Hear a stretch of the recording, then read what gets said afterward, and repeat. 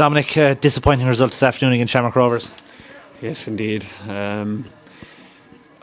Just it's difficult when there are individual mistakes, but on the other side of it, then, as we spoke after the game, individual mistakes are easily rectified. But look, it's not making excuses, but for the girls today it's a little bit more difficult. There's a lot of shuffling around, there's a lot of players out, there's new players in, players playing out of position with a girl out sick, so I can make excuses for them, they won't make excuses at all, but yeah, disappointing. There's kind of been, I suppose, a trend with recent games where you probably battled hard and kept it at 0-0 and probably deserved to lead at the break, but you can see that earlier this afternoon probably gave you a bit of a mountain to climb, and in the second one before the break it makes it a very difficult task for the remaining 45 then.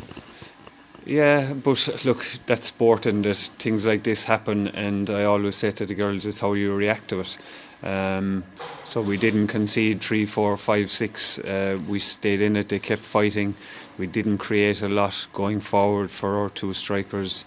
I'm happy for Danielle to get her goal at the end after good work from Bella, who were losing as well after today's game. So we've you've mentioned the last 4 or 5 games. I think we've done really well.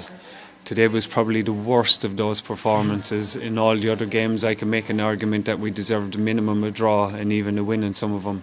So yeah, look, it's sport. I said to them inside there, it's easy to slip down a hole now, but we're looking for the strong characters to start moving forwards instead of going backwards. So as one of my old coaches used to say, we have a new game next week, new game, new chances.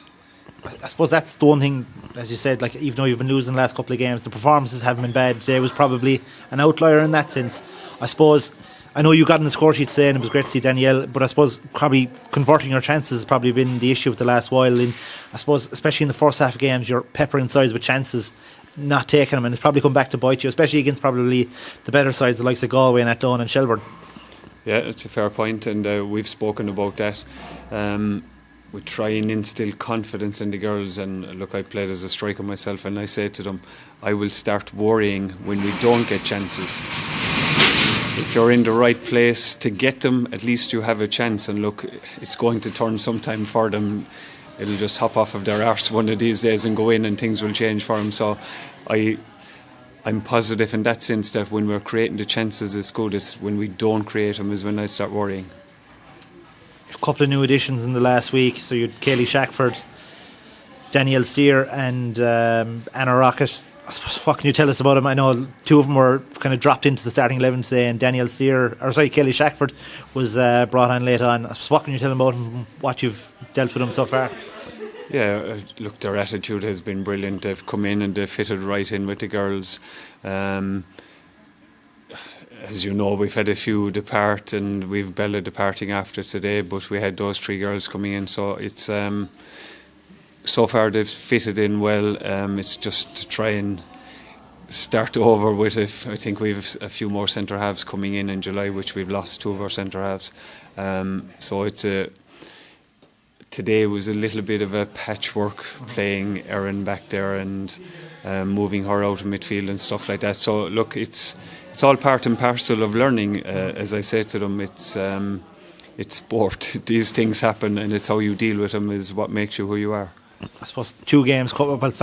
Next up is away to DLR Waves next week. They've strengthened a fair bit over the window, and as kind of the season's gone on, they've kind of progressed. They were only narrowly beaten by Athlone today. You've had 2. I suppose you were much better than them on the opening day of the season, but you had a tight 1-1 draw that could have gone either way in the All Ireland Cup. So it's another big game.